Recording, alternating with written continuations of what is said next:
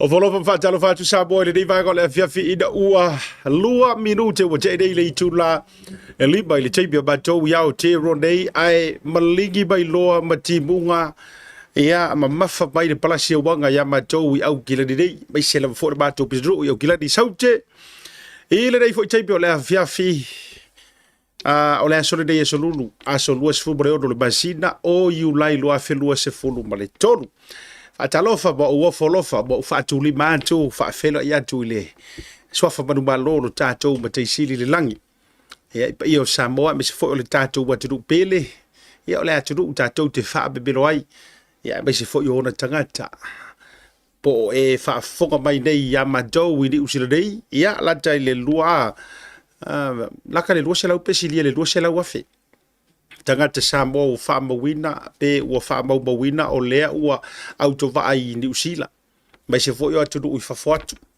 ia mai se fo yo se tatu o tu u Samoa ma nisi la vo tu o ke lope o le te ba ua mai ai le dei o nanga le dei foi fa avai ko le fiafi o te o folo fa o fa talo fatu malo le folau malo le tauatai malo fo i le fatu toa malo le pale tiute o faiva o ngā lue ko foi ia e mai se o valaunga o te tofi ai i tatou te to tasi e le tua e ala ia na whaamanuianga i tofinga i ngā luenga ma valaauina po fea lava le tafa o ke lope lea e te maua mai ai lo leo me se foi o le rei porokalame e faa wawina pea ia fiafi ia o aso te tasi mai lava le aso kufua se pa ia le aso foreile whaatalofa ma o whaamalo atu ia te oe le rei vanga o le fiafi o folo fatu foi e lo utali turunga mau tutu e lo utali turunga ma le ioenga o lo vai lo tu sai le tua so tato manuia ioe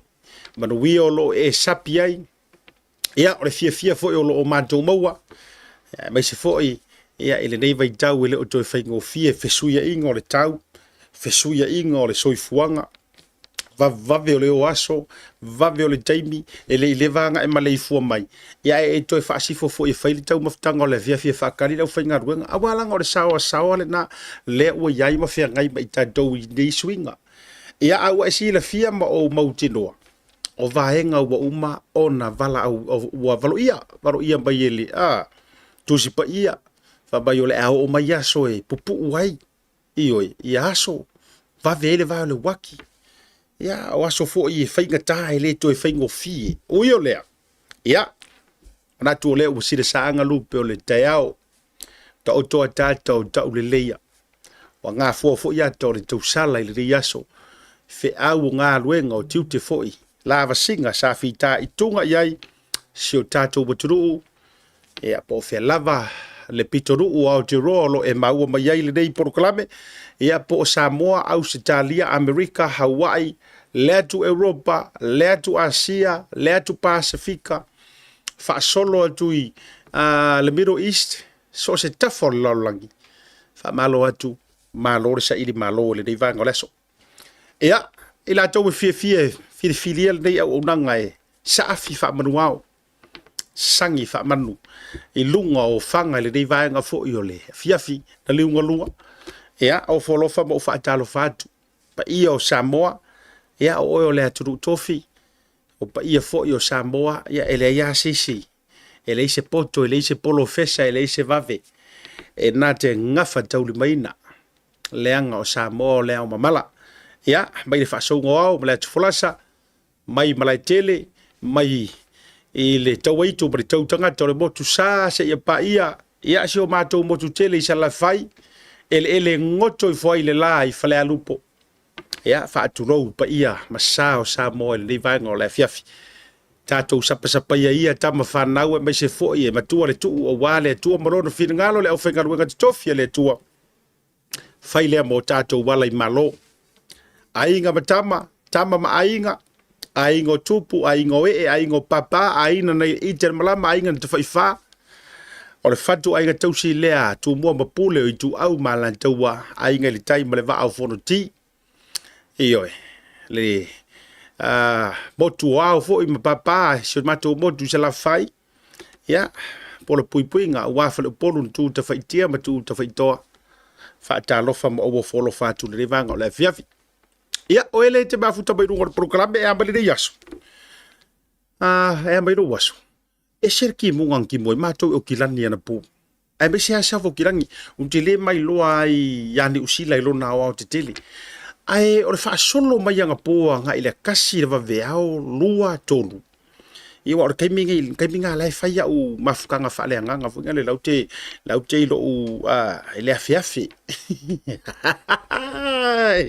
io le afiafi o pranke io ai o la lai fu te fa solo so fai nga o kama isi kaki fo ile le fai tau lo tu spa ia so le o fa pe ai wa ma ai se ma ko fa io o fa pe wa ka wa yin isi ai kama vilanga le o ngi ma ala po pe pa o kama di li fo gi e palasi au kafo tole pole ka uso so ngo fa ku kinga le ai io al te mira na di tau fang o fa pe o mo kinga le ai ngo ko so re ka kalori io a le wo sa va le lu ve o va ku sei ka ngo kwai ia male tau tilo tu ngai fa sole ele ia li or kamba fo ile lo le o le hei e sa ngora me wa ben kamba ikimu ai sa fo ile ia wa to unu fa pena ya madowi sa fo kilan ia e se ala swing o le tau a fa pe foi la le te ma futa mai a o le fato a malanga mai se to o malanga mai Samoa na yo matua uso matua fa fine anko so ma antis ia fai fa le yo la to la e fai fa le yo la to ofu matulanga uma fa pena ia a le foi ma futa mai si va mo le kimu ai sala ko sa vai te le o langa le o ka ko e le manga o a fo e ko ilalo ia aga solo tatu fa balo fatalo fatu le sunga ya e liu fuyono e mafuta bai lungo le por kala pe de vanga la fiafi ferolini seu per tau foi mafutanga e ga ta foi le le sunga no ausala ropati belu si paia ma se matou vaenga le e mafuta bai la vai lungo le YouTube ia wa ma tu o le foi on ka ko lungo le YouTube o ele so Facebook wa kasi le me o lo e ia i lava tanga tai ele isa nga Facebook o ofisilia tu le si au vaenga nga e oi o la ma fuanga le nga le so Facebook ai fa mai ia asiata wa talila va fo iva ai mo fui kali mo meu negativities e o le mau o va ai le o mau o erki nga le ai nga le mai le o te mana o lava u ia focus lo ma fo fau ile tua ia o be positive o le la nga ngor kilo kai mika ke swipe o le kilo le negativity o va ko ia okay ia sa ola ngai manga ia sa ma fuang no winga o le live da jo lungo le YouTube ma jo foi la o le YouTube o le YouTube o le so se mea ke mo work manga tu sa pere sa Facebook ele pe le sa vaenga le pe o ko finga sina o le vale ia sa la sina sa la ka mala ia pe o ka mai wo restore lungo Facebook 24/7 Atalo versuga ya teu filo au va ale mafuta pel program le va fer nga tele so ya fatale vave tele nga fatale vave damale mai lio male tausi le mafuta be fo ila lo I maston I wa rapa o folo fo fatalo fa joy ma nga yer ko pikongu na o watu o te atu te mira ma jolo lo pam stenof ya ba ko ki aku ama ko aku ngai pikongu nga le vin ia matou tabilobilo ina matou koe kami mai mako dispiko ngunga pools o Samson e po ele ngore si piko ngunga Samson e mati laila le si piko ese leki o foi kanga kangi tulo fia ngongo ole to fi mali ole upurunga ole to fi mali ele ki ora ko ingofa makwa ingo vidi matua fia vividi e lo yo atalo matua ile talainga ya po to mua sunga vlo fi fa matua inu male tausia Catalina ngata le sunga fa fenga ya ne mia male fa tua ya mare kalisia ale Voice of Christ ila lo na pamsten do ngata le so uso ya Timoteo ya male fa tua fa olutanga fatalo fatu I solofuti le vao salu mariota po salu mariota le mafuta mai foi le vanga o le afia fitalo fasi ata le utonu mai tene cancers I nei autero ka violai ia le kalau sia ai mamau ma sa fa kilangi se me ole ke ya ya ai afa pe te la tala ta mai ke nge Kansas I nei le mantu official Bluwave ya e tala mai la vali tai au ia po se bol se fulu io ya e ti sa wa ku we fa e ke fa ku le su kala ki mai fa mai po le su kala ki le ngai mai Kansas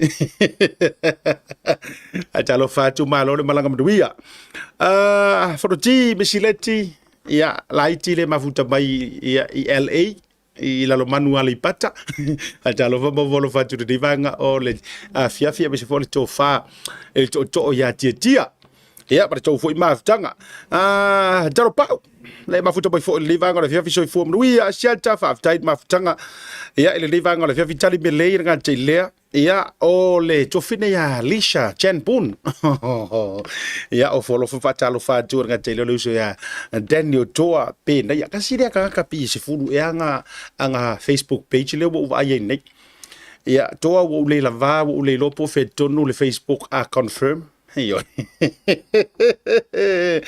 era te le sunga ya Ferolini ma tau maftanga sina pati sene so vai ma tau maftanga nga te le lucky Leo ia I le vanga la fiafi ia fa pe foi la ia le fionga ia loloma fretua loloma to lupe after ma futa mai ia I la usoka toa ia po lo fionga foi fotino le vanga la fiafi Darrow mo ma to maftanga ia o folo fatu ia le tato programme le vanga la fiafi ga te ile ila to le ma futa mai America se uso ia tupe pale la to foi maftanga ia ne pursu Jeremia te vanga male tau maftanga sunga ala leipen ia male tau tele lava nga te leo le jofine anga solonga male tau maftanga voki sunga staka fale taongo ia po le alo le tuitonga tai mafta bai le vanga o le afiafi io e le tatou por kalame le fionga ya mayava fo malo suisala ono fia male tau foi maftanga siata mafuta tu Brisbane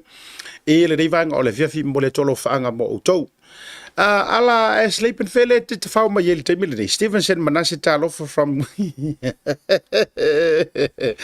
io malo lava ia oe ia ele dei vanga le fiafi mai se foi o le to tele lava o tatou pe foi la to fine ia to ese o fele ke ka fau e de vanga le fiafi ia malo lava mau lo leva do o ele te balanga mai Samoa e malanga mai lo ai mau lo wa no e fai e yo vai fai fale le yo vai you enjoy every second of your time telenga ya levao to lei pa tai ma to mai Australia me se fo tosi mana o mia tawanu o ma to foi ma tanga livanga o le via fi North Carolina me se fo yo ala isia nga jolo ai nga wa le mafuta bai fo il proclame o folo fatu asia tam fatalo fatu ina ngeo se uso le mafuta tu ina i melepone fa tai mafuta ga livanga o le via fi mo tu umalava ia fa malom fa tai tato major sponsors le Tasi Market ia wa fo long long so ino le tato proclame le aso maleaso a tai le Pacific 40 ma talo fa voucher ia ColourShop se ma fere nga tai le tato motor Samoa service station se vai tele fa tai fo ile Samoa Tourism Authority ia ono le lango so ino proclame ile afiafi malea afiafi auto o malava le lungo le proclame Scotilani ia ulai le mafuta bai fa tai mafuta bai pe se for sunga ya aleki sengiam fa tai le mafuta bai fo nei ia o te roa Jackie McCarthy alo fa tele atu mai New Zealand ukilani papa toe rega te lo sunga lo to shake ma to mafutanga I le dei vaenga o le fiafi ia malisi lava uma wale ta uo to swafa ia o ko ki pole le ke ka ko proclame fa malo atu sia te le vaenga o le fiafi ia besor vanga lo televini le mafuta bai tato watu na iniso tato faalinga ta ua yo le faalinga le mo sisi le bai tato share fo il tato o le ua tatala nei ava noa mo ila to e fia resitara inatu ile tauvanga o le Teuila festival lea o le loloma nei le masina o September ia le la ia ila ia tulanga fo ile awa fo ia le requirements mo ele te fia restaurant le la tu na tu lunga le taimi se tu fo mo tanto na ole o vaenga la ia be se fo tu langa te tau ona restaurant mo la tu tau io e ile kupe ke de skala ai io e feololo nei vaenga na te le stala fua ai vaenga ke le skala de selengi restalo tau vanga o le Teuila lua fe lua suma le tolu io e ma le whaalalo lava e whaelo atu ai wa te tala ina nei le whaeruina mai o ni au televou ma ila tau e fia au ai i tau vanga o le ata ua i lalo mo le Teuila o le nei tau sanga lua fe lua se fulu ma le tolu ia o kau vanga la nei siva ma ulu sa fa tau pati resitara i tolu se lau siva ma ai lau afi po siva afi o le restara e lima se fulu talalo no winga a le lilau ai lau e ki fia kau va lima se fulu e kiri skalai. Dalonga fa aleanga no e se lau tala e restara i nailo no winga o fia e le kirikiki manisio talonga fa pena.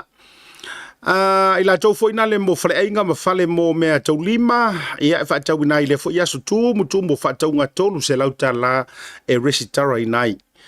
Ila tau e ele tale ni fo ile le vane ina o mea tau lima Samoa o kamala e fuli ele se kongi.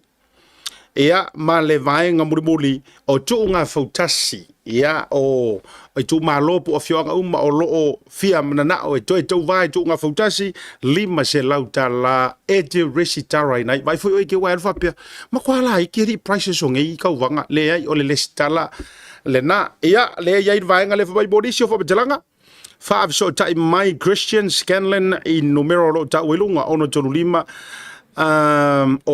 ia ma leono tolu lima o iva ia po o whanaya na tu tau lealo e numero fo o ta ua i lunga e whamutaina i lea so freile a so wha o au kuso ia lea fo i restaraina mo i la tau e fia tau va i le tātou whamoemoelea o le Teuila ia le na a vaila lea te whaafonga me le ni teimi ai e lau so kanga pe te sila fia se kau ngoe kau va ia po maftanga foi mo Samoa neo ele o ye foi so na pa pupuni mo ila tou e fia malangatu ila wa va ia ku yai pa wal me ia anga fakia ia why not le winga ola fa majalanga po au kalavou au malanga nei ma au siva ma tulanga mo fa penda ma wal pa se yo ka ko ia ngara ka ua o Samoa mo accommodations fo ile le apia ia o nga manu uma tulanga uma but anyways o lai wata tala o le vai aso freile le vai aso fo aso fa o guso e fa mutai nai ia nei fo ia vanoa mana ia tele mo so tatu tiro ia le si tatu va si silanga fo ia pe ona fa ia tu vai aso fo aso freile la vale fa nga kat kamale ia e fa tau nai fo ia le tau sala sa ilinga se le ni se ma tau nu po le Pitonuu o Pitonuu mo sula sa tu paitea i le vai aso le ia na tau se mai lunga ma tau fa la wi lo lo tu ina tu pe ma tu ina tu pe ai e nga mo le mamalu lo tele o tama fa na o le nei Pitonuu o Pitonuu mo sula sa tu paitea ia o le fa tala o mai le infai pule me se fo ia o le fio anga ia i so wo lo fa sa a fa pe fo o le te fa fo mai ia te so tai fo yo ainga pe fa pe te le Pitonuu mo sula sa tu paitea fe so tai ia ila to ia i le fa mo lea o le na o lunga fo i tanto account ma le ngole account ia a mata fo i ona mafai ona la fo e ni sina so tai mai te un fa pe mai pe mafai lo ona la fo la to fa mo yes you can e lalo le ngoa leo le account ali i mafai pule Pitonuu mo sula ia ona fa leo ina mai lea ile aso freile lo ma au ke pole la fo wa ye tanga ta fa tu ina le committee o lo fu yai fo fa mo a o la ile aso fa mo ona fa ai lo o mai lea onisi o le am fai ona vave fa to ayatu ne o la to lo la to anga le tu sai fo o le fa mo o le tei pro watile o yai o lua se furu miro tu te daily tu la elimba aka ko me ia ko ar malolonga foi mai tatou fa nga solo ni cho tatou updates ile dei vanga o le fiafi e ile vanga tau e uma ona tatou fa so ina le ia o lua mata u po le tatou fa so ina mata tatou tala roai a ona mata u po le wala walunga mai inisio ila tou e ata mai foi ai pe wo fai kau isi ai ni o la tou fidangalo ile mata u pulea pe kala fea ngai ona palota i tātou nei e tunu i fafu. Mo Samoa i whainga palota tele. Lagata i lea. Ia, e kaka ngofu sen mai te au stasio video. ia I manatu mawhite na inga o lo lunga I fo ini tangata tamamai. E la tau te langolongoina le tūlanga o le taina o le malu o le whaafafingi. Ma le taina o le malu ma le songa imiti a le pālangi au noa ma se tanga I Samoa. Ma ta upi e tau tu whaasoina. Na ngata ilia, te le tātou news update. Pea mai e tātou whaasalonga wa business nei. Ta lofa lava Samoa. O le o tau no mai I whale o loa le Tasi Market ni usila nei e tātou o loa o mea tau lima SS mai Samoa. E pei o fue ma to o launga. Tuinga matano panuava. Ula fala, ula nifo titi furumua whaapea manifo oti. Maleano noa ionisi o mea tau lima SS te whilifili mai ai. Mau fo ia tātou tau mafa SS mai Samoa e pei o ia. Ula mawhee. Whaapea talo, ulu mawhai. Ise tau tau o fiatele. Palau nei lole numero lo o ilunga monisi o whaamatalanga. Le Tasi Market, le tali o longa nao. Welcome to Maota Samoa Service Station.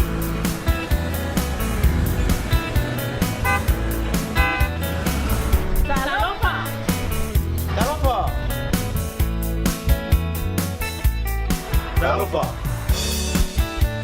Talofa. Talofa. Talofa. Talofa. Talofa. Talofa. Talofa. Talofa. Ua iai foi au nanga I lunga Pacific 40 ma le maua app. Mo nei tatou ainga, o lo alala I atu no mau.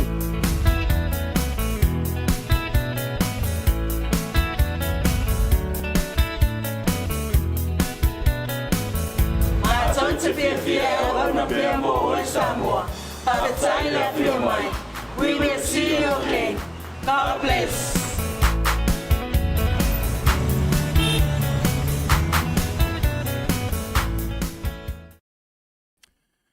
Toi whawhele atu toi te liu proclame malolonga masari livang o le whiawhina urusu mara whabiru tu te nei tu la lima I le tau tua whaawawa lau Bluwave TV me sir proclame tau te iai. Mara manuia whaiwa si o tātou tinu le whai vaenga o le whiawhi. To mua tu tātou talau to le rei vaenga o le whiawhi I le manuia I tau whainga sia mātou au o le football fern. I le tābrusanga o lo whenei le FIFA, Women's FIFA World Cup. Le host ai Australia ma New Zealand tu fatasi ia talonga la I le tai o le la ia o le asa le I fa bru ye dai le tau fainga fo I asia matou au io ia ai ho yo ke fia langa o le sia o le au filipingo ia o fa to ila loina ile la tau talonga lona lua ele au malosi mai I le Republic of the Philippines. So, kamusta kayo? Oh, maayos git. Talaga. Sa inyong mga Pilipinas. Yale na. Kukifiro o kuwi. Lewo mga avera ufa mangwiyar kapking yole au Filipino. Yeah, congratulations for ya ila do. Wai to tele ila do lo otala ifa missionale. Tulaka uma. Mesi fodi so tato tunu ila to te maua tato por kalabi fa bende. Yeah. Mana ya maingat kayo tra ole na ua badubalo I le talonga le au malosi mai Filipaina po Filipingo tasi I le itau ai ale au le football Paul fern kile foi ngau mau fern mar kausi se ko yo black fern silver fern ale wo football fern vanga le ya tato vanga momola na olo fa nga solo ina pela le tulanga I le FIFA World Cup tamaitai e pei ona va aluai ia New Zealand ma Australia I le tali malo I le fo tausanga o le sitato update I le fa mai ai o le asia singa fo I ale to o le sui pristine neo America le sa fe ai lo tatu watu o Samoa le soka fu ia ma tau ngai la tau felo inga I le folfolaina yo chef so swani lua te si maleono miliona tala e taura mai soina e taura mai lalo so swani fo io fa lave fa la turo me tulanga fa pena ia e tua mo Samoa ia awa fo ia le lato chef so soninga ia mo Samoa I do mai ai le lato le asinga fo ia le to luo le fo ia marista to update na auto sira mai lunga ia o le fonotanga lo ia mafamasino o le Pasifika le ana tali malo I Samoa I tolu aso amataina I le so le tau te sesela mai ai. Ia, o le tele o aturu ule au fia i le whanutanga le tu whatasi. I tu tonu o Samoa pese workshop foi le alo ia ma whamasinu. Al Pasifika o lo afio ai ni usila au se talia tonga fiti Papua New Guinea ma se tatu o tunu o Samoa. Le so mua la le so le sa amatali ai. Le whanutanga tele o le whamoemoenga foi o le whanutanga. E na ia toi whamausalinga tu la fono mo whainga paanga ma vaenga e ono ngā lulu e whatasi ai. Ia lo ia ma whaamsino o le Pasifika. Tu langa o le whaamausalina lava. Ma le tausiaina ma le tausia o tu la fono. Ia karosia ia ai ke le se fsoasoangi o ngei whongkanga ma tu langa whapenei i le whaamai le maua isi o kakua kungu. Wa, whetuai foi. Talo sia ia ai te le se sao o le nei whanotanga. I le ngase a malo le fea ngai masi o tātou waturu. O aku whamasingonga kuri mai e whailea mea, o mai e whailea mea, ai koe kuri aku koe whamai se. Ia whatoi fo, i tūlanga whapena. E tā ua la fo i lea vaenga. Ia, ma leisi tātou tala o mai Samoa, se tala manei a tili. I le whamaumaunga fo i le o le matanga ruenga o whamaumaunga matusi ngai ngoe te tonu o Samoa, le Ministry of Statistics Departments, no mera whamaumauina te tonu o le tātou waturu. Mai whamaumaunga o le masina le vai o Juni, silia i le lua se fulu tonu wafe ono se lau fetu se fulu, le au whaingo tangata mo whamauina wa tāwhawha watu ma malanga atu i te tonu o se o tātou waturu o Samoa. Tusa lea valu tesi ono pasene ua siiti ai lea whainumera mai a ila tau sa asia si atu le masino me. Now, this includes ila tau e malanga atu Amerika Samoa i vaa i lunga o le vasa pe yo le ngā omi. A whaio yengi si lai malanga ko e lau so se tangata lava ioi malanga atu i tonu o se o tātou o tunu by, you know, aeroplane, by boat, or po le alava po le penga e lele ko fo i se prasuki. Po le alava. Le tūlanga o lo auto va atu i tonu. Ma whai malanga atu. Se lia le lua se fulu tonu wafe. Ono se lau fitu se fulu le tō tele. Wow. O se matuanu mera wha mawina fo i lele si tia o tangata auto va atu matoe fo i atu. This includes local tourists, local people, ia matulisi international travelers. Lea ua toe a ngantu ma toe fo ia tu mole masina lava i o Juni. Mangaya. Wa koe maua le saolo tonga ua toe fia tangata e toe sasa atu ioe. Lo lato usosia ma le tamau ainga ma koe fo ia. Ia oai se ale koe fia fo ia koe kiki lua koru faa ia kausanga o kaloka ka koe wha mai. Ia whaafitai fo i lai tūlanga le lei e me se fo i o le tali maa loa le tātou uturu. Ia ma le akau ki Samoa ala ai luma. A whai e fia sainga ma waa lele a sainga ma le au whainga ora mau sainga le ngā fia ka whao ki Samoa. Ai se ala e le ma whai ona tātou toe fo i. Tātou te toe ai ma se i whaisinga ka whao. You deserve a holiday. Na e whaapuku ngā whaalawe lave. Ia wa tau whai whaisinga ma lolonga. O isi na whai whaalawe lave mai lave. Alanga isi whaalawe lave le ma whainga kako alo ese mai ai ali. E iai fo i mea ma whai ana tātou alo to eli. E mea ma kuale ma whai ana kako alo ko eli. Ai a maua loni nei masele mani nei avadoa. Tau na avele a inga avele whanau. Ia peke ruo fo i mahan. Ioi, wakaunga ruo ma baby. Ioi, ia peke uhana e ave baby. So i ko ke ora leanga fa pena. Ai o se tala le lei tele le tala. Iyo mo le tamau a ingo se tātou uturu. Iyo te le fo le tamau a ingo se tātou uturu. Le mau atu ona o le tūlanga lea. Ia o le sina o tātou tala o toto. E le nei vaenga o le afiafi. Ai tātou se e maila ia lea i le vaenga mua o se i whaile tātou whasoa. O le vaenga lea whasoaina mai o nisi fo se mātou wa onga ma le lau mua o lo tau ma whainei. A iai ni vaenga fo i le lātou te mawaina ma ni vaenga ma tā upu tau leanga nuu ma tūlanga fo i anga i whanua ma tū mahanga si o tātou aturu. Pe i kele lainga ka sen mai ma tūlanga fo i le ma whaiona ma na tūlo lai.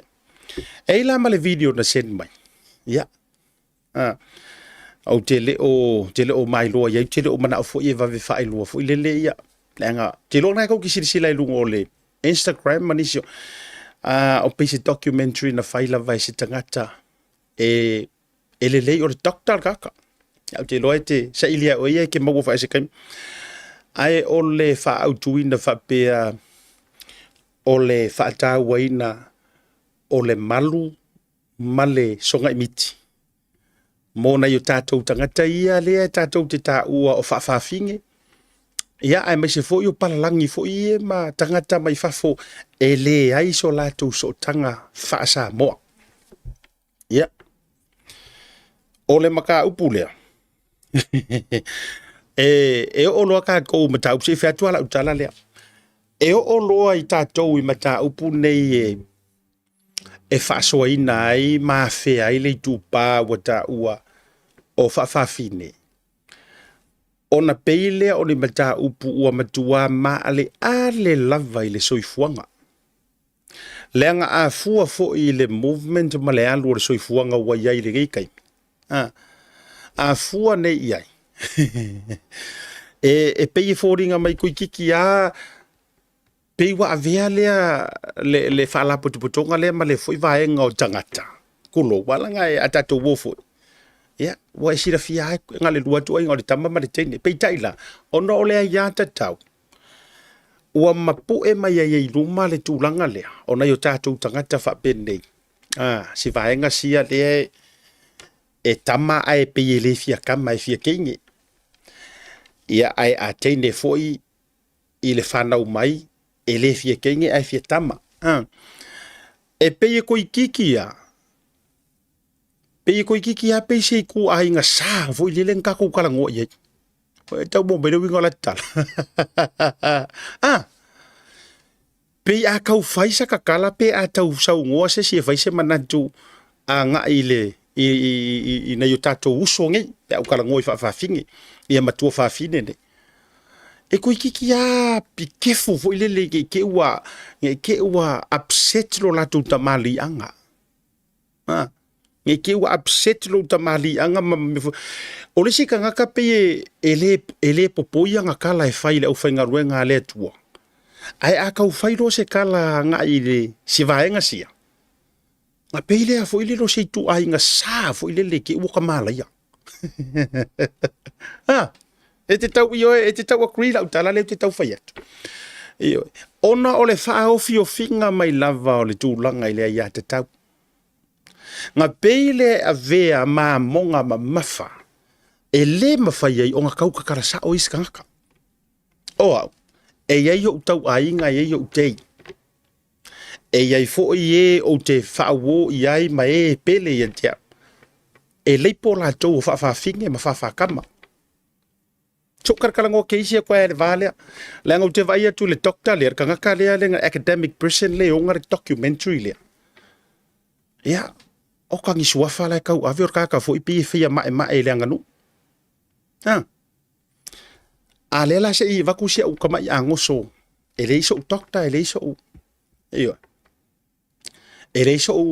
io academic side fo le fa pengi university ke le pe o me e pale le sia o i ke le nga wai kupi ma ave ma ro kupi milio nga fa ye nga mo mea a le la avatula la uia ta mai angoso o se tangata na ola ma tautua ma ova aia e Samoa ma o loa le fainga ma tulanga no ta soli muri vai ma ova ai ma tua me se ale te tamao si o tina ioi kai meu ke alu e kai ave le fongo ngu la kule o ka malo sa fa ile poula unga fa sanga i koko ai o ngofo ile poula unga la vale i fafo mo fa sanga i fafo makangar kanga pepa uma avela me ai makoyor fale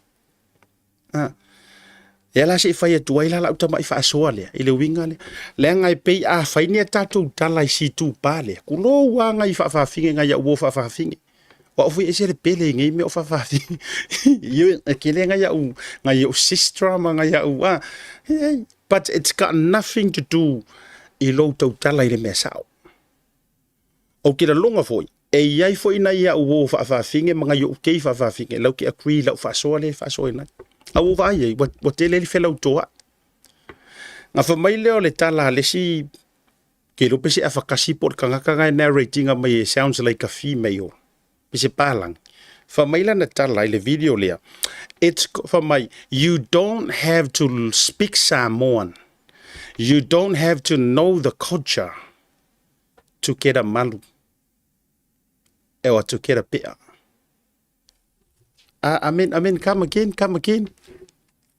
You don't have to know the language or to speak the language, or you don't have to know the language, or you don't have to know the culture. Oh, okay. Le la sao mai antique riso ya. Yoi. Le ka makong wa ya le sa o le nganal nai le ngai mea. Alu mua se ayer ngamuro kingo Samoa. Alu mua se e kuier va fifi. E u fak. Se e la longa le tinga, se i pakar mau kofu yo vai. Kulo. Kulo va fonga. Na e la ngona la ia o le fata wai no me sina Samoa. Ai le o le fa longo kwa la o so mau so ala ia le. O mea ngei, you earned once again. Mo oele ke pisa fa mai ele ka unga ka kala mai ro nga mai ro le ku nga nu il fai oile ai no, it's wrong. You earn ke mala mai le wingo va ar ngai ro pakua e te mala mai le mata o le lau mei le ngai ko kongo le malu e te mala mai ona so tanga mo no winga e te mala mai le upu malu e te mala mai le upu fe ngainga.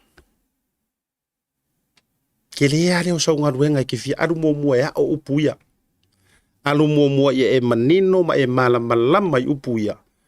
Nga whako a e karangola i e whapenga. Malama mua i le winga o na dalea. Ai le o le oso, whapipi i le pau ai kau mawhai e lo umai. O te fia i whaife au e ke le ngala unga whapea. Awe ke lo ua mai le kuspa ia fa e sutu malo o langa ai lo o ia e sutu le kuspa ia le mele fa mai le kus fa pena o mala nganu le ai lo ia e mala malama le mafu anga ka le pe ai awe ke ka mo fa lo mai le pe ai so mala malama fa ko afa nga wang po ya awanga lo fa so te vatu fa pena alu e sikaki ma e alu Samoa se alu ngofo mo se masinga mo se kausanga alo iyo le la fora ngai ala nga fenga ta ie te o le me o no fa so ai le nga no umar fa Samoa ai ke yo lai Samoa yes fenga kaya nga e fa so ia me ai ke i nga lo la ku e la ku ke holiday nga lo la ku e ngofo tau me sina e la ku e ngofo le hotel ai ke le arwe ave singa ku pe fanga ngu ela uva ko ela fa so fa pe kasi mamaire ka va e yongo fulu iyo e mamaire ka va e yongo fulu la ne ale to fa maru ru fo Samoa anga ngo maka makai video I don't want to play it on my show ale la fa so tu fa bena a fa pe fo yo la sunga le fa yer po kala mele le document a fa yo la doctor o la offices it's for a different ele o le anga nu Lenga e ile me ka o le kanga kai mawala nga physics nga skali nga physics fo ile le fa doctors malanga physics nga fai o le psychologists ai sau fai le poka nga ile culture ile fikawi a fai o la physics nga fai nga e alu wa ke university masu e la fa fo mai ma PhD language and culture I salute you ai afa pe nga alu e fai la PhDs my masters le physics nga o sau e palai mermele no that's wrong manga yelo walo ko sia ki le po sa o fengo no ma fo mal mele ki ka ngoi ka fa o le malu e mota maita fengo fia o le malu mota maita so nga imiti moli tama markenge Samoa aka ko vangelo loko o aso ia pe ka ngwe vange ku so ngai miki e sa nga e solia le falo matai pe a e pula u sa e sa nga e solia le falo makai pe a fai o ese pula u o le history le nga. Ioi. E o foi lai ka mai kai. A faila o le sau le anga ngu mar fa ko fala inga. Wa lango mau mai ki sa e wa malingi ro la toto ngai mea e sanga e so dia le falo makai o pula u. I saw the documentary from you don't need to know the culture, you don't need to know the language in order to have this. Oh, come on, mate. Awe kero lo ua mai ale anga nu inga ia suit ma low situation. No. Lo oi o. Lo oi o ia em fainga e ola. Walanga ole mea moni. E kero lo oi o ele ma fainga e survive. E ke le survivinga le reality o le anga nu mal fa Samoa. You can't. Ai langa foi o kako. E ke manga o lo umai le mea la ia nga ia fekau I mala weva eva lau fau maru le ye. Ah. Yeah. Lavar nga ka mai fa so nga mea. So nga yo o so pele o lo o ta o fa fini. Ya, nga o ku ala lo fa penga. Awangi fa singa oe o a fai ole na lau fa to fa la inga ma lau filinga sa o lonto. Ya. O lewa e lili fa e ke tausi mamalu fa fini, fa tama. La valea. Ai awe ke nga we ko losi kele. La ule tu ala lo malelo fa o ke nga o ke se ki ai documentary au mai le kule mai. La ngai kele milionga ngai ave fa yenga mea. Ai ole asui ai ma fa vai o mea moni. Pike fu mea. Ioi. O ke kau karasa o kuar mele pike fu ai le ko mai la ngai ave fo ile poko. Ioi. Awar karangar kusi. Le ngai avea fo ile kele o failonga mangkuala o kamai nga show ko I palalangi mamunu mai funding kele nga show ko singa ko mai documentary singa me wa ngofo ai va ai mel palangi ke PhD ke vai mai ya ngai ministry o ole academic person ke oh yeah we go with this ai le yola ja mo le malam lam mai ja mo le fai ngu ja mo le se mong ka ngai le fa kau le ai le lon me ka fai ponga ele ro me ka fai ponga ka le vai fenga kaya ia ola ule na tu alalu e la ngonga e ka ngaka le la ei lo ke vai ku ngisi o kula koama kula ki o le tu ai me se vo ole au fu afa ma le fu singa o ila to o le ala ke au kala inga me singa le ku fa vai ai o le la ei you earn malie ro ko inga malie ro le pule o le pule makai malie lo le pule makiro mai lau kaukua ia fa mai kamala le ke vai ku ngai e pura ur kamala la ar kio ia taungi mai iyo kau ngakaru lai iyo o lau tau tua ai lo ku rumor fa aka kiro aku mfa se e mai le ngale uma mai manga ngai o vai o e o ngo pipi wa o le menga ku aka miro rumor fa aka kiro mai e fomu asinga malu masinga pe ke ale wo soka sauro le fai mai pala fulia e justify ai longa situation oh yeah no ele o fa fomu sa ele sko inga kuwa ka ko ur fomu no ya ole fa so le na ile vaenga ole la ei fa fa ngofie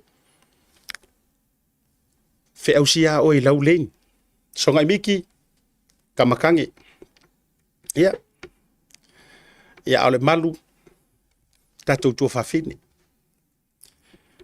ya ai mo ele e tu lo fa fini ma fa singa ko lima kau vai ya fa pe foi o le tampoi wa upunga fa fengo fir nga na fa o fa tama ya wa manga over ya passing out sleeves you know o tele po awinga na me o ka ko sala mo fo papa ka o ya me yo kalima kai mi for ka fa vali ale tati fa ya tu o so are tanga tai ya tango isiana me kalangar ka maro sa lolonga iyo kalangas ko ingo pauli ngo sa ngila masi sa lolonga yo ya piel ta pena ta to me avelunga va sa longa ta to wol au tu moa ma le fautuanga ta no ali tanga tai ya na me Ia denga ora fo kuanga langa e ava tu mo dato le fe siringi al vai ngale ia fa tu funganga malofie malelangi tau ia or ngaya oele akwa or ngaya oele atutuluma ona fo ia oele tofa e fo ile sie nau le seleni e fo ile sie nau le ngoa ta ule leia e fo ile sie nau le vainga ai wasati ai mamalu o le fato fala inga o le fato funganga ia nga o balvaru sia o le faulanga o le fo e fai nga ruenga te faafte ia fo ia u ngai to fai ba tu fai va lo nga lu fa tasi malupe fo va esi faafte le to fo nga ruenga ia ave ia ai o le faata waina le nga o to le nai tele ni tanga lo tusi ia ma ia fai va le la e malang kakau ma le langi malofi tatou se e mai la ia i le vaenga na o vai e tunga o lau alunga mai ai se fina ngalo se tasi fo o tangata anta mai ei Australia ai sa ia o le tangata fo ia academic fo ila fa nga ina na up academic le tangata ko mai fo ile le fa poto sala lau i no failong ai o vai e tu lai le fa soa ele ioe ile mata upulea pe kakau ona whaatanga ona tātou palota tātou tangata Samoa i ngofo ia kungu i fafo New Zealand, Australia, Amerika pe tatau ona tātou palota i Samoa neo manatua o lae mawhai ai o aia inga e kakaunga e alu e pu ele waalele ma e alu i Samoa e ke alu e ke paro kai i Samoa pe whapewhinga o leilo upus flau Samoa matulanga uma whapena ai ba tua tasi lea manulauti fa to fala inga e manifesto sa fa alawi lo ina le fa to do ile to sa mo tasi po le parti o taua ave ina fa inga malo le temili kasi le ngai ola to na va sa la to fa ilo fa pe o le a ma fai fo tau ma fai fo ina e fai ona fa tanga ona palo tata to ia tu no i fa fo e au noa ma lo woso le va lele ke aru sa mo ia o ke le loi so finga ngalo ka ko fa so le dei vanga la fia fa ali me foi so finga ngalo lungo le tato pro kalame ele dei vanga o le a so finga ngalo o se mea kala fea unga pa o se mea fetaui le tatau ona fa tanga tato le ngeye ngongo foi ya ko i fa fo e fai se ofisa po se be foi le fa pikola e tato te palota i mo le general elections a Samoa e au ngoa malo malanga i Samoa o le aso fina ngalo se i omi mai o le afo i se fina ngalo a talo fa tai ni sol to tele lungo le tato wa por kalami ma jo ni so ila to lo fa tai mai tato fa soa ia o le nganga lava fo ile na pe ano te fai atu e kau pui lili a se kala e kau fai aku i si tu palea ia walanga aka ko wo fo nganga kusa o kamba fo ia ava i me ka kero ke aku atu lo o ke no fa kun paro ka le wo to fa tu i fa uma to i si vaenga sia na uta to so fa fine fa tama tini awa o kamba fo ia pe ava i mai wakako lo ke aku or mafu anga per kala fo ile lesko ingo e kuali o kanga fo ia le ka fio la fo nga pe o ngara lo vale mai lungo so mides wa avela ma me fo ile le pe e no ti ai fa la uno dai manu ta vai manatu malangono tangata tauna failo ia ka ika eu ke le pole peika o ke ofo se fa finge ai ka mai la fa swale no fa yetu au te le ta ule ngai na auto o le o te tala fuluina le fa ta waina o le tau ai ko foi mai la ia o le so fingalo e ke io e inga ka ka won ka ko paroka ku ngai o le ai ka ko official ko ngesula official foi le o empasa mata e kakauanga ye se au tu yo le na e te agree pe ke io inga e kakau ona fatanga ma maua le vanua tau te palotai i palota tele le tatu watu rono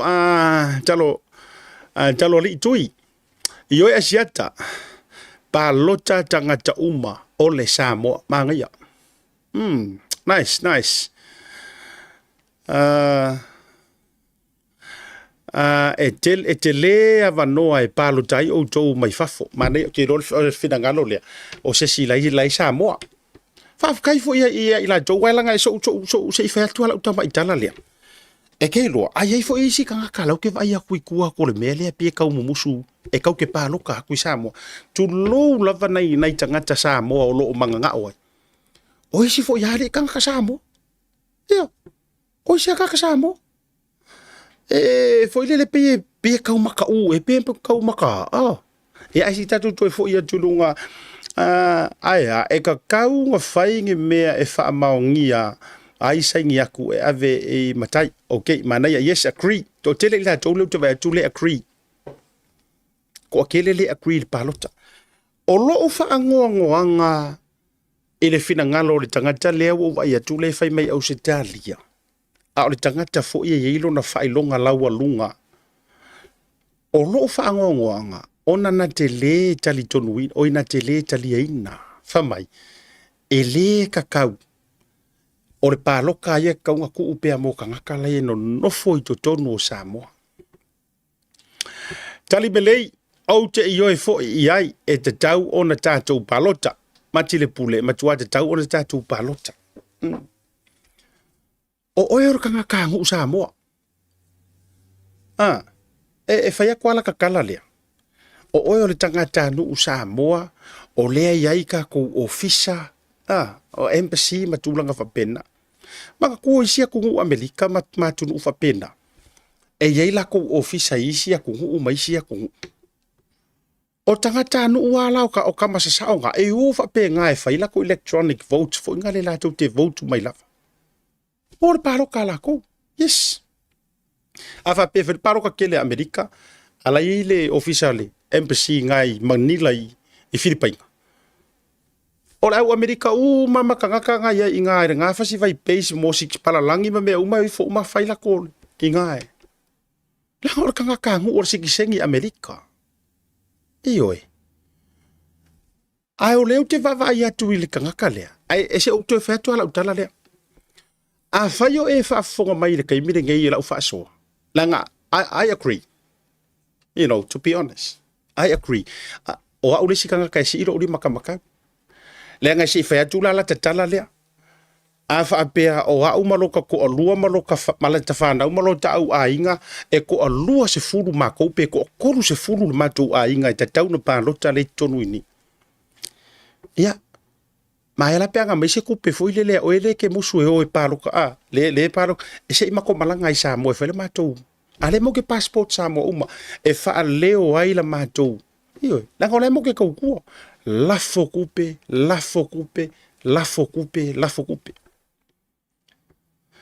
ai na paulo o fa no anga ya ila tou ia le au wata mai se fa kupe la kala le kulo wala wata mai uma ia le a ole waka mai fo ia le tatou watunu o Samoa. Lea e laua lunga i meo feutanga ina i tala noanga wha Pasifika inga ia tu leile tatou mau wha Samoa i ko kongu o kongu i whafu. A lea o ke wa iaku e kausolo mua ia o e po o tou le tou te e wha pere kaunga ko paroka. A o lea ke kausolo mua e finga winga ka koa ia ka kau i ko kongu. O le ke finga winga ka koa ia ka kau wha Pasifika ma wha Samoa ia kungu i whafu. A le fo ila ua e koe ku ma e toe anu. Kulo. Ia, tulo ule ngana. O le fo ila ua e ku ma e koe whiangur ka koa ia ka kau ma e koe whamai. E lia ila ele ka kau. A le mai tau mai palalangi. E roi loa leia e to tele o la tauta ia nisi fo ile. Ka whai kau ku iai kangaka. Au kangaka ngei. E laua lunga e fia. E promote le ia te tau mare wha Samoa, mare wha Pasifika ia kungu i whafo. A lea la ua o le kaimi o le u whinga ua kuru Pasifika. Iwe mare tangata Samoa, i lona atunu umoni. Se i kalia la ua ia kakau le la u koe pāloka aku. Ai koe ku mai kangaka ia le au whiaka mai ama koe whai mai. No, e le kakau. Now, e whaafewhea ngā manga ia la kākou ia kungu i whafo, pe a whai you yourself, being hypocrite. Ma e koe whai mai e le kakaunga wha. Lono winga e ka sera kiro mai a palalangi, wha bea mai palalangi. O le matua tau wha vasi ko ke o mai la ko ke fia ngau mai ko wa ya kau e loke ai mea papalangi ma whainga wha papalangi a le ko ke whai mai ele ka kaun ko e loke lava tau whainga i Samoa o kau mo mele winga o tala leu te wha soa tu le au vahenga ia le ko kuma ke en melea ia a fai o ele si le ke kuma e ke a o ele te leke kau wanga winga fi ia right at tau fa Pacifica maka ko ingei ia ko foreign countries you better think twice lenga o le a va ai ma palalangi lo va tu lo ma fa pe mai e ki fa ngurua ia la fa fenga e sa we finga u ka ko ia ka kau inga ia ka ko inga ia ka ko siksengi New Zealand inga ia wangi ki po kia ka ko o tato wa ia tau le ko ki finga winga ia ko o ka papai a le la ko fa ia ko la wa ia ka kau o a ole enga o ke ko fia pa loka i lo wa ko enga ai e to fa sanga mai mai to fa mai o ye le tau e ka mo mai e le lau fa so atu le se fa ilonga ya o ele fa yo fa ilonga le fa yer mele e se senga la nga mo fa yer fa ilonga ai le se fa ko mas fa ko fa la inga wala nga no fa o fa tau o vai atu le maule au mai esi sui academically o lai faila na tala fa mai ele ai na te le lango ina ai mga ku o kanga kangi o lai kilo o lai fai ma va inga kilo mai fai nga malo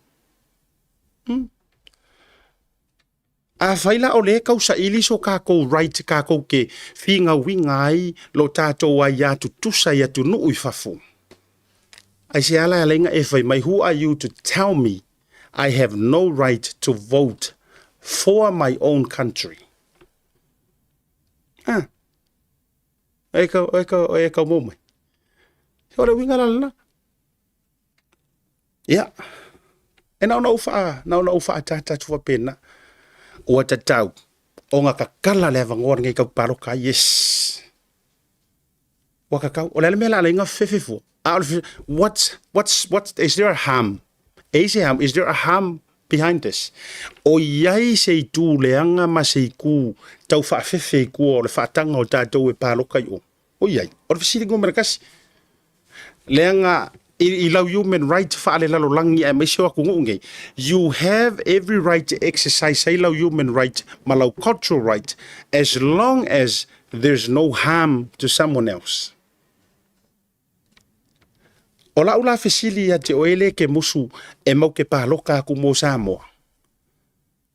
O le ale hami ku o le mea ngā.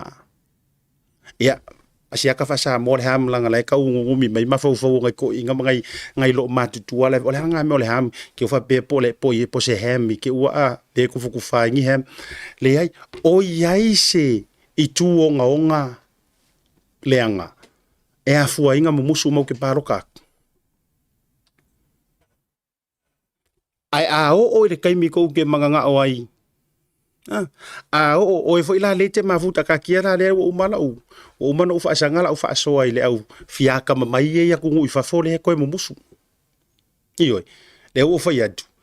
Ko e think twice o le ke fiaka mai ma e atunu i fa fo ale ke fa mai le kakau. Ko e ma fo po sa o me ngai fa.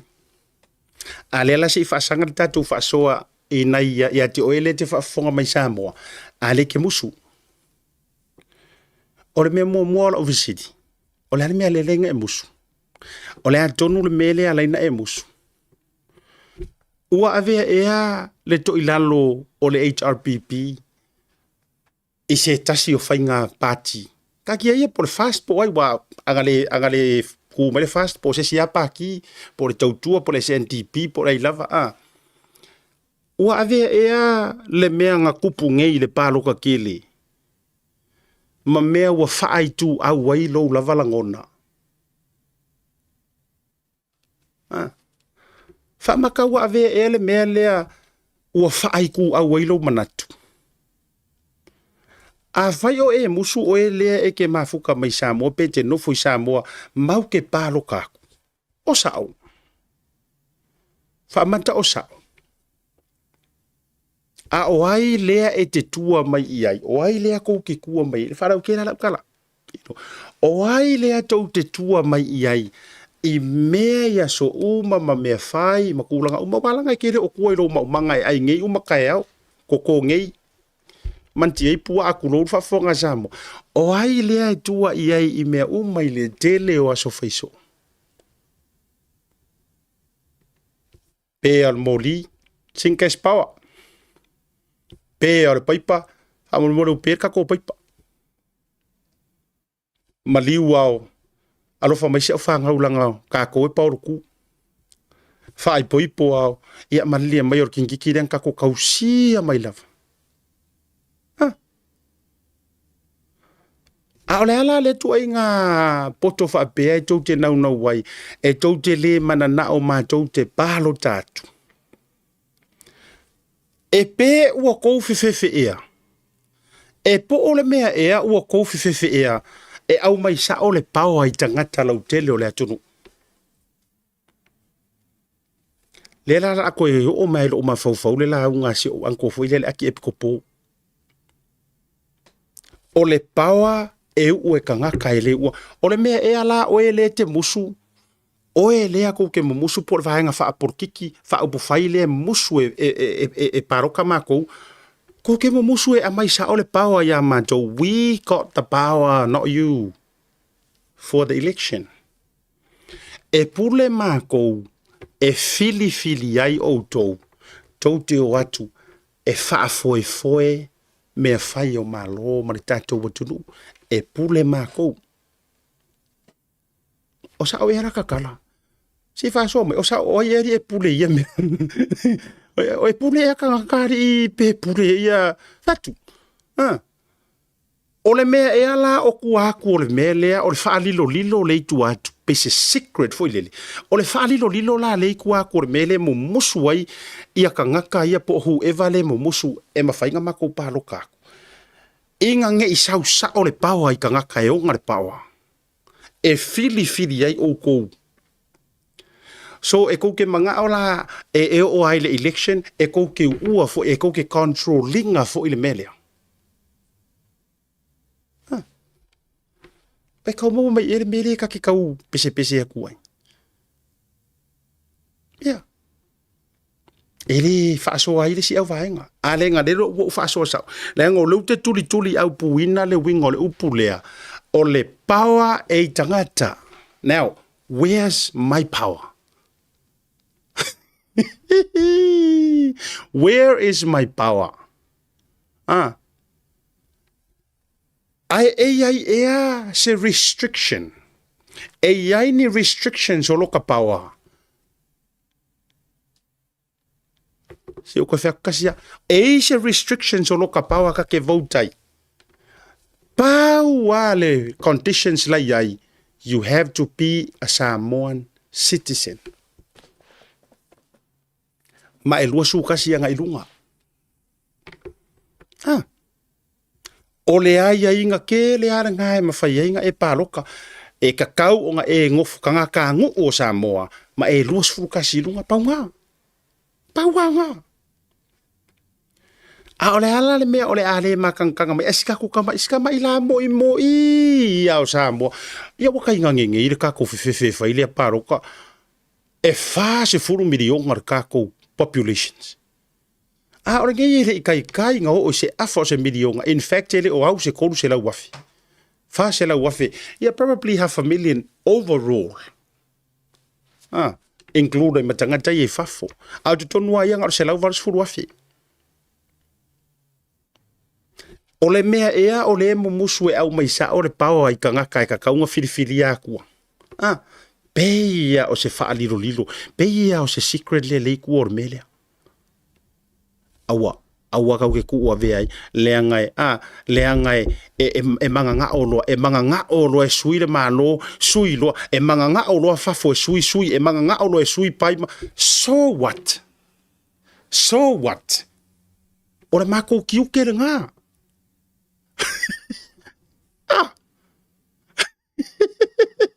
O le mako kiuke le nga.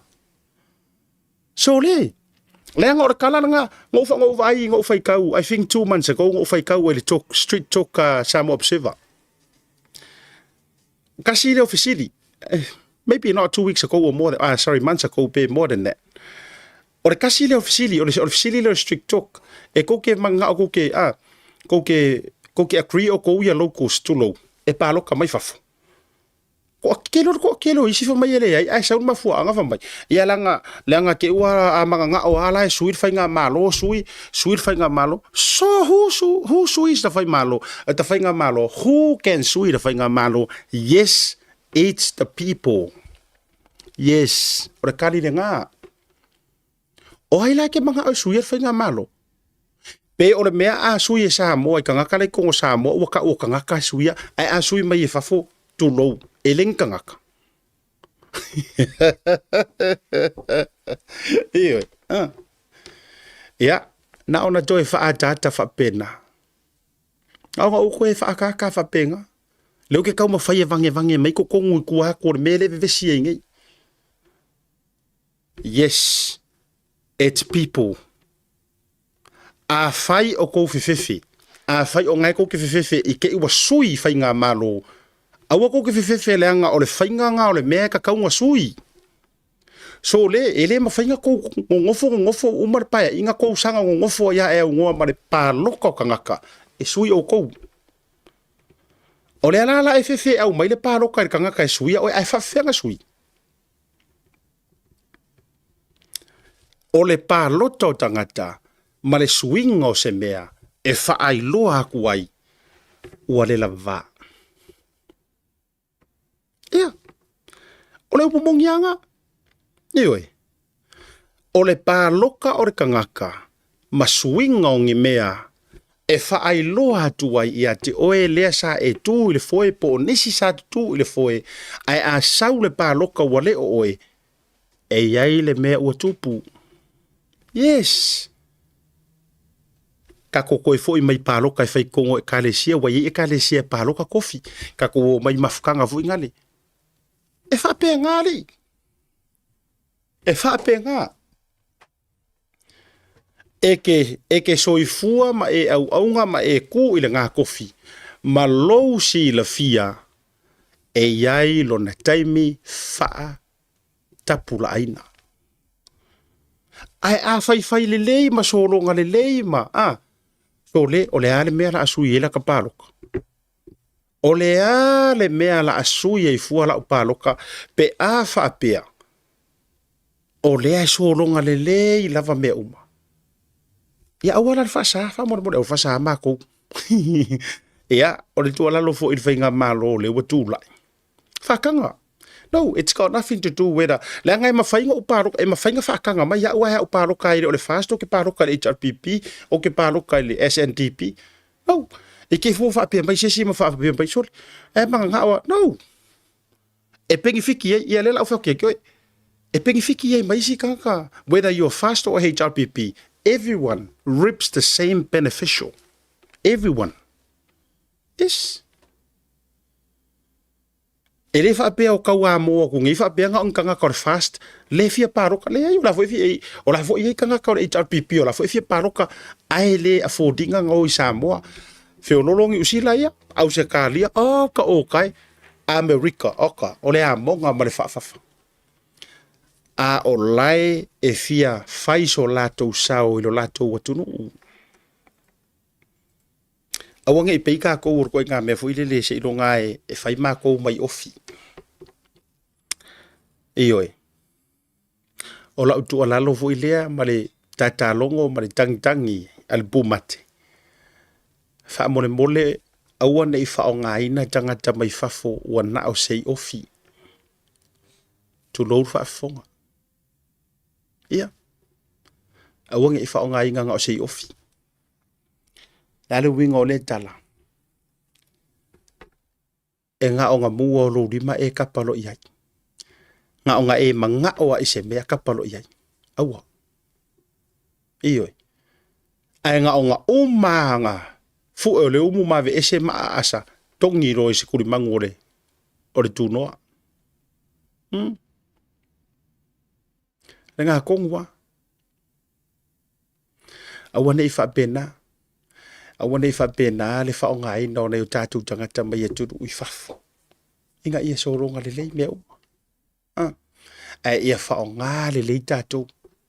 E le ngata o le mo o mianga, i le taimi e mo o miai.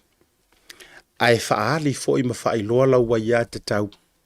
I le taimi e te manao ai. Ai le o nga mua o le lima, where i ofi. Where ka koi ofi. Ai nga o nga umanga mo o mia. Iyo, ai si abe po ila kau fa le lei si o le. Ai si kau fo ila fa le si o fi le si o. Ai nga uma tongia e pala si au ka for kau vela. Ai uma to e mana o mai e fa kau ke manga nga o ko fa ilo le tatou tangata no moni ma le tatou ia tatau. Ia was so long farewell mai wo mai pak bo. Ia. O le tatou fa soana le vanga o le fiafi. Me se fo le tatou por kalame. Mana tula ia. Ia, tatou tatia tu lava le whainga malo tula. Mai me se fo ila tau sa folfulaina. Ma tau mawhai. Inga ia mawhai o nga kako paloka. Ia. Se uko ke popole po ai fefe wa ke ror kanga kale fefe ngai me or ka kamua nga la manga o nga ke pule iyo ta fili sa loko I me uma. Ai a fai a maila tau fa atu tuanga ya Samoa atoa I Samoa. Ma so se tafo le lalolangi. Al fasidi o le alonga whainga. Ma ngai ia ale I kako awangi whaingi meo ngi paroka online. Ioi. Langa wa a fai la paroka online o ki roe I ke o whapea mai wa cheat le system ma hack le system a fai ka hack ka kako page. Ia nongo inga aka ke agree. Ia ale I kako official ko nge sula. Le official kon sula ma official whapena. Ia. Kasa o alusa o ai ioi pe o kingi pusa ia ko mai ko e ro le vongo ka penga king pusa na ona e se susa o lava ai a lai tu ai au tafa le malo mai Samoa tu wai le sui o pai mala fai pe amori mawinga ia sui o HRPP sui o le fast sui o le o a uma isi ko nga paki o le ai e fai ma moli mau. Ke mingi ele fuse meu coelho, se live le fai kaunga. Po er kem. A fai te o moe, a fa moe langa moe lo fa mai wa langa o mea le nga moe le o ko su yer resort wa fai. Fai ngo fi. Aru sa o kasla o paro kalele ya ma ko mangele le fale sa mo moto sambo. Au ko fa au mai ya. A fai lo ngai kamai. Nai tamai fale palo talaiti ar fai karanga a nga o ma fai kau I lava kai bin ka bla ave Samoa ia lava nga fa so ke vanga le fiafi anga le le tu te bore fiafi me se fo le tatu por kalame io ia fa be fo io le ke fa fonga mai ai ke le fiafia I le fa so ia fai kalia oi Io o la te tala ia fai talia o ia le na mea o le whaaso ala vai ia o mana tu lau tele e pera e fo ila ua kako whaalongo waku ua pasia aina ona avatu whapena o te io e au ia e te tau io a pape wha ala e ka kere fia paroka I le official kongisura po le ai komisinga po fia lava ai a ke le alo ka whakawhaka ia mawhalaka kanga mo ka haru Samoa so be it. Fai al fai karinga pule arka malo matua.